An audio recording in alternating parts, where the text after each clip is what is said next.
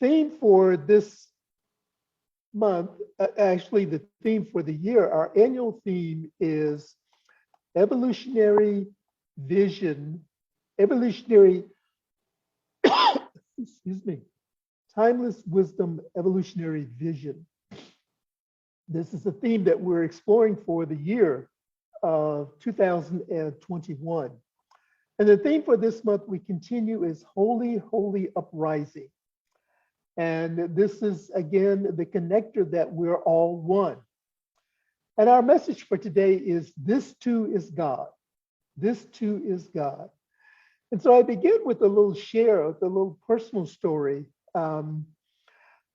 The University of California retirement system, which I am a part of, had a security breach, much like what we may have seen in the news about the breach with the refinery or the oil delivery system on the East Coast. And so as part of the breach and part of the security that is implemented, we're asked to upgrade our own individual security on our devices. And so on my cell phone, I have a pattern that I can use to unlock the phone when I begin using it. Well, yesterday I decided to change the pattern that I had, and I forgot to write down or draw a diagram of the new pattern, which I forgot during the course of the day. And so I'm trying to use all of the combinations that I can figure out to get into my phone. None of the combinations are working. So I go online with Verizon, and I'm doing the online chat. And the person is very pleasant, very accommodating, very patient, and is saying, take your time, because at that point, if a pattern didn't work, then I had to wait for, I think, 29 seconds or something like that before I could attempt it again. And so the whole idea was to keep using the combinations of patterns, and the phone would eventually say, reset your pattern. Well, we never got to that point. And the suggestion was that I go into the local Verizon store to see if they could support me. Well, that turned out to be a wasted trip, because what they said was, you set the pattern individually, and it's nothing that Verizon can do because it's not a system setting. And there's nothing that Samsung can do, which is a brand that I have. And so here I am really getting frustrated. But the point of all of this is, at the end of the chat, the person that I was chatting with left this message as an ending message: keep safe and always wear your smile. And just that reminder to always wear my smile brought really a smile to my face. And there was nothing that I could get upset about, because it wasn't anything that Verizon had done. It was something that I had done. And so eventually I did have to erase the phone and go back to all of my settings and reinstall. And I'm going through that process. And so far, I've been able to recover everything except the pictures that I had in my gallery and my text messages. So for those of you who text with me, if I don't respond to something or sound vague about a follow-up request, just remember that I'm having to reconstruct all of this. So the excitement of life in the big city, if you will. And so I just want to offer a little context again for our annual theme, which encourages us to rise up. And part of that rising up is to keep safe and to always wear a smile on our face. And then from the evolutionary vision statement of our Centers for Spiritual Living Global Vision comes the vision for today. We envision a world where personal responsibility joins with social conscience in every area of political, corporate, academic, and social sectors, providing sustainable structures to further the emerging global consciousness. This is a recognition that we are a part of a global community, that we're all one in this together. And from the timeless wisdom of our science of mind principles, core concepts, or values, the reminder today is oneness. And this is from our founder, Ernest Holmes. There is one infinite reality. We call it by many names, including God, life, universal spirit, infinite intelligence, first cause, the thing itself, or whatever resonates within your own heart space. The key here is the one infinite reality is undivided, complete, and whole within itself. This oneness creates everything out of itself and therefore includes both the absolute and relative, tangible and intangible, physical and metaphysical aspects of unity. Our true nature is divine. We are made of pure spirit, and each one of us has within our own nature the seed of perfection. However, in our ignorance or our forgetfulness of our true nature, combined with our misuse of the law, we often bring about suffering to ourselves and others. And this reminded me of the Bible story of David and Goliath. And if you're not familiar with it, I just invite you to do a Google search for David and Goliath, and it will paint the whole picture for it. But Goliath represents a giant, this giant that is just virtually impossible to defeat. And David is depicted as this little boy, and only thing he has is a slingshot and some stones. And so as we think of suffering and fear, Goliath is this giant. Suffering and fear is moving closer in. It has every advantage in its fight against you. It's above you. It's bigger than you are. It's stronger than you are. It has every advantage except one, and that is God confidence. God confidence. And so the invitation here is to measure your giant not against its size, but to measure it against God's size. Remember that God is encompassing it, is all that there is. And so out of this, we get this expression, don't just tell God how big your problems are. Tell your problems how big your God is. The David and Goliath story is not so much about David or Goliath, but it's a story about God, this infinite intelligence, and how it cares and loves and protects and encourages each one of us along the way. As spiritual individuals, we are called to heal suffering by remembering our true nature, and that is, we are divine. We demonstrate our divinity by embodying and living the spiritual principles in our lives.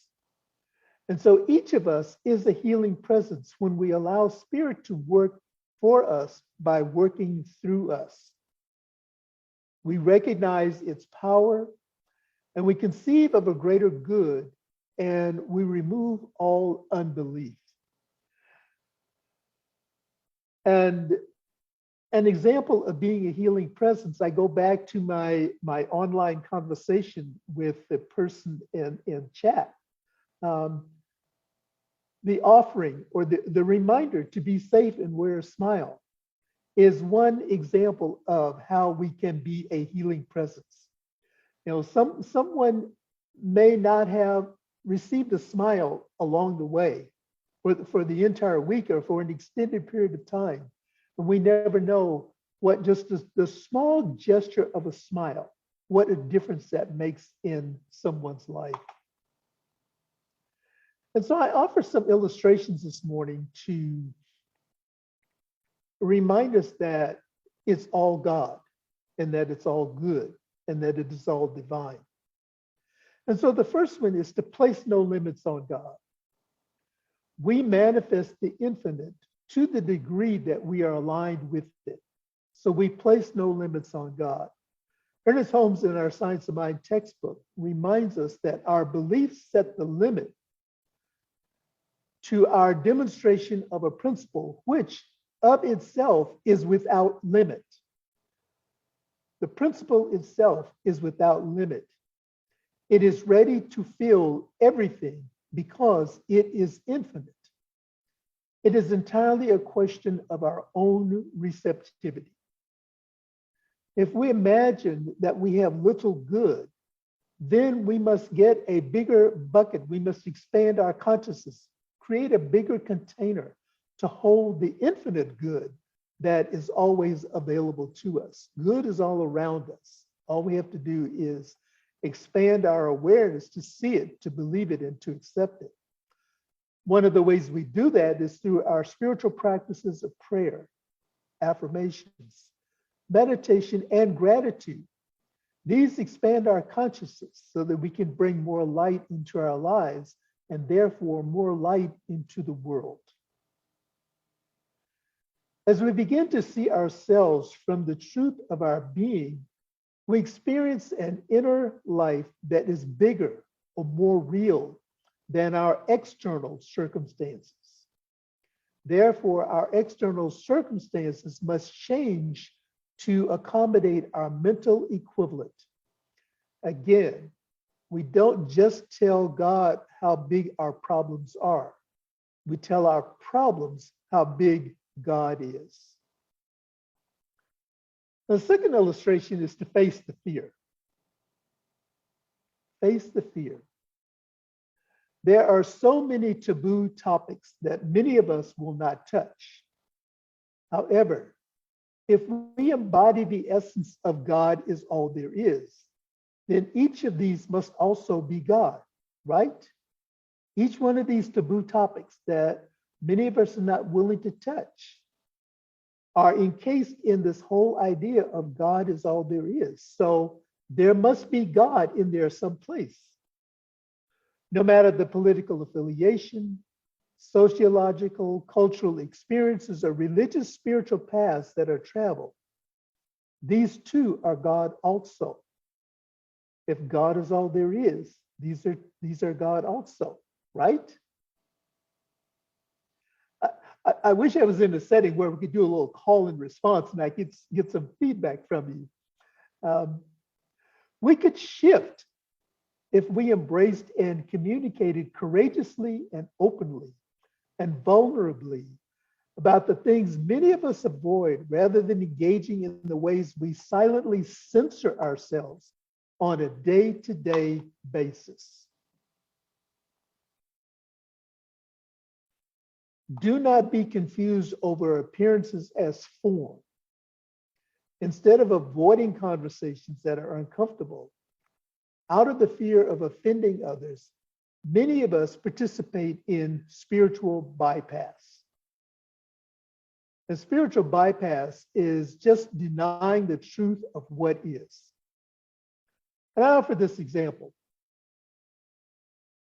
When someone says, I don't see color, or let's not get political, in truth, what is happening is a failure to address obvious societal issues which cause alienation within our community, not just our spiritual community or communities, but with the community of the world, the global community at large. When a person says, I don't see color, it's like sitting in front of a box of crayons with all of the various colors of the rainbow and the variations within that, and saying, I don't see color. It's discounting everything that is right in front of you. I'm going to step out this morning. I'm going to be vulnerable, and I'm going to take a risk. I'm going to address an uncultural bias that I experience. You know, it is very exasperating when I hear white people use race as a pre-qualifier to identify an individual as Black. So the lead in is it goes like this. Well, there's this Black minister, or this Black doctor, or this Black teacher, or this Black business owner, or this Black vendor, whatever it is. And the pre-qualifier of using the identity of the individually Black when describing an interaction or an awareness of that individual. And in the same conversation, when the conversation is about a non-Black person, The pre-qualifier of white is not used. The lead-in is not a white minister or a white doctor or a white teacher. It's just a doctor, a minister, a teacher. You notice the subtle nuances here? Very subtle nuances, and yet very exasperating for people of color to be in those situations. And I'm speaking of myself more in conversations that I've had. Now, my intention this morning is not to call anyone out. That is not my intention. The intention is to call us into conversation about our unconscious cultural bias. Using Black or any other label as a pre-qualifier projects something special was offered toward the person of color that allowed them to achieve, and their perceived success is based on this special privilege, whatever it is. This is a form of spiritual bypass, failing to address the biases that we exist within all of us out of fear. And you know, nobody gets a get out of jail card today. This works both ways. Newsflash, we do the same thing in the Black community. So this is a shout out to my BIPOC brothers and sisters. And for those of you who are unfamiliar with the term BIPOC, it designates Black, Indigenous, and people of color. And so it is a call to all of us. It is a call to all of us to be mindful of our unconscious cultural biases in our conversations. And this is by no means an attempt to shut down the conversation. It is merely a reminder that we're all divine, we're all one in spirit. So let us remember our true nature, which is divine. We are made of pure spirit, and each one of us has within our nature the seed of perfection. And so knowing that our right use of the law can change any form which is not harmonious, we name the condition, and then we know the truth. And we invest more energy into the truth about the condition rather than investing energy about the appearance of the condition. Mindfulness then becomes our active prayer session. The third illustration I offer this morning is a scientific illustration. Your higher consciousness benefits the world. Your higher consciousness benefits the world. There's a study, there's work, I'm citing some work that is done by David R. Hawkins. And Dr. Hawkins is a widely known authority within the fields of consciousness research and spirituality. Some of you may be familiar with his work. His writing and his teachings offer a unique perspective of an experienced clinician, scientist, and a mystic.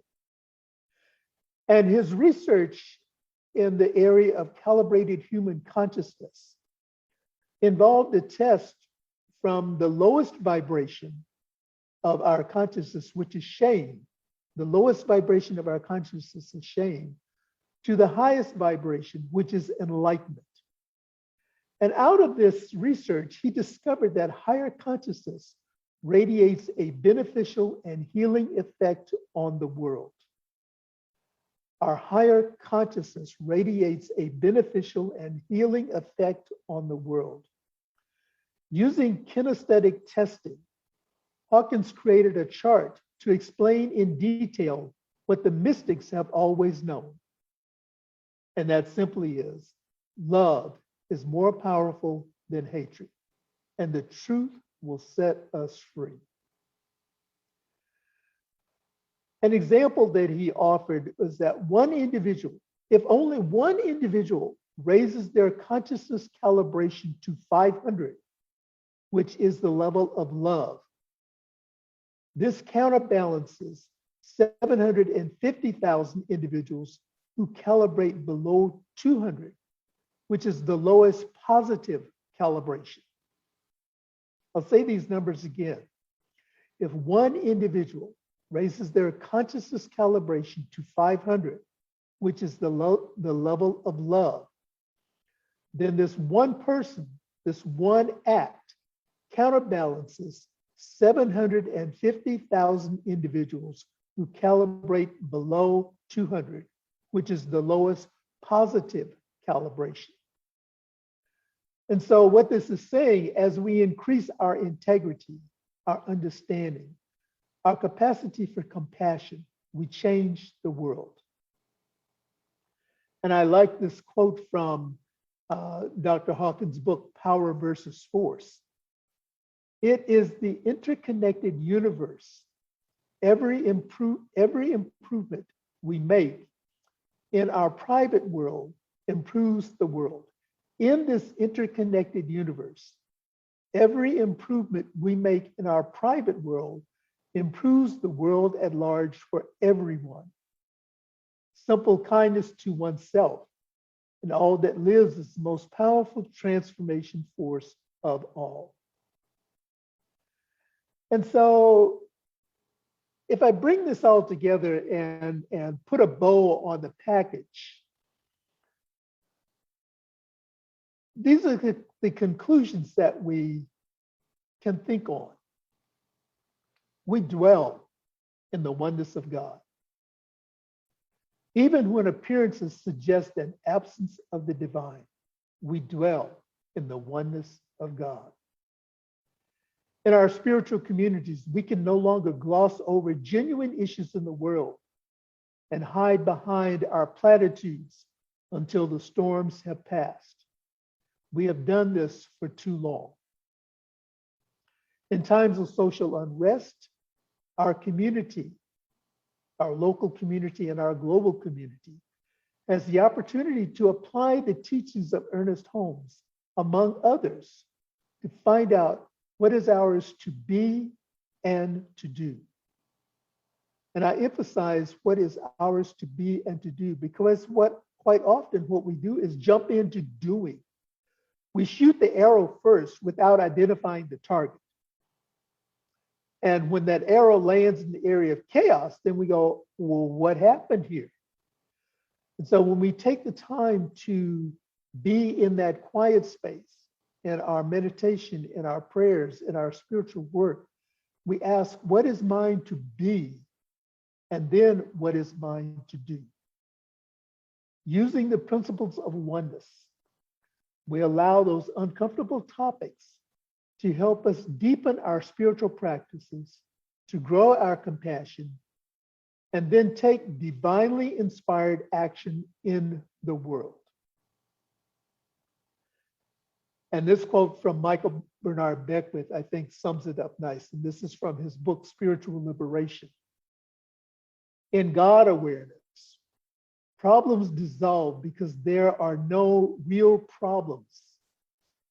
There are no real problems in the mind of God. There are only perfect patterns of existence and divine ideas.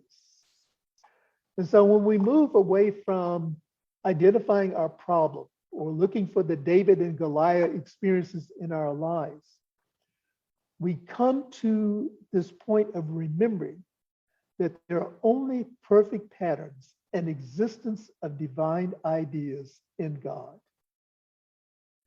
And so our reflective questions for the week are, and I've asked our tech team to drop these into the chat and to post them into the comments on our Facebook page. Our reflective questions for the week are there areas in my life where I am playing small? Am I engaging in a David and Goliath experience where I'm allowing the fear of this giant to cause me to play small? Are there any areas in my life where I am playing small?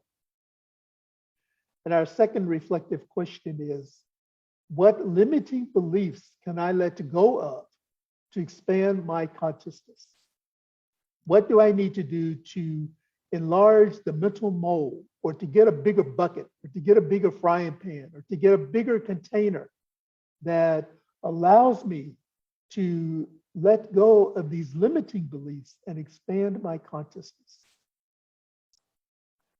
And our third reflective question is, are there any topics that I am reluctant to discuss with my spiritual friends? Are there any topics that I am reluctant to discuss with my spiritual friends?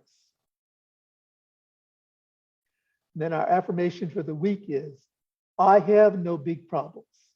I tell my problems about my big God. I have no big problems. I tell my problems about my big God. And so I invite us now to turn within as we pray together and to know the truth of this marvelous life, this oneness, this place where only pure existence, only pure love exists. And is in the presence of this all-prevailing spirit that I know that all life emerges out of this one, and that I am an expression of this life, and that each one that is a part of this experience here at the Monterey Center, both locally and virtually, is an expression of the one life. And because this one life is non-local, everyone and everything is a part and expression of this one life, this one divine creative intelligence. And so I speak my word of gratitude this morning, knowing that the life I live is God. The life I live is good. And that as I expand my mental mold to embrace more of this goodness, to be aware of more of the goodness and the graciousness of God, that everything in my life continues to unfold in divine, perfect patterns of the essence and the true nature of my being. And as I embrace this and accept this as the truth for myself, I embrace it and accept it as the truth for all people in all places, because the truth known in one place is also known simultaneously and instantaneously at the same time for all people. And so I bless communities where people are gathering in recognition of the one. However, the one is identified, knowing that all paths lead to the same source. And so as we travel these paths together, we travel in harmony. We travel with compassion. We offer a smile. We offer a word of encouragement. We express kindness, beginning with ourselves. The work begins within, and then it extends out into the larger community.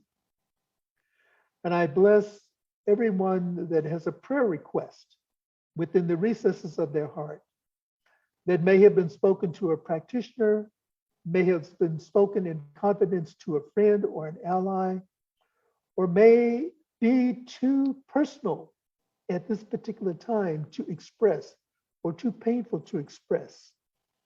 Know that the answer to that request is held in the mind of God, and it is revealed into our awareness as we expand our consciousness, as we expand the mental molds, as we expand the container to receive all of the good that is available to us. And so I am declaring divine right action in the body and in the body of our affairs right here and right now, knowing that everything is good and that everything is God. And for this and so much more, I am eternally grateful. I release this word, I release this service into the law, knowing that everything is unfolding in divine, right, and perfect order. And I just allow all of this to be. And I invite you to affirm it with me as we say together, and so it is.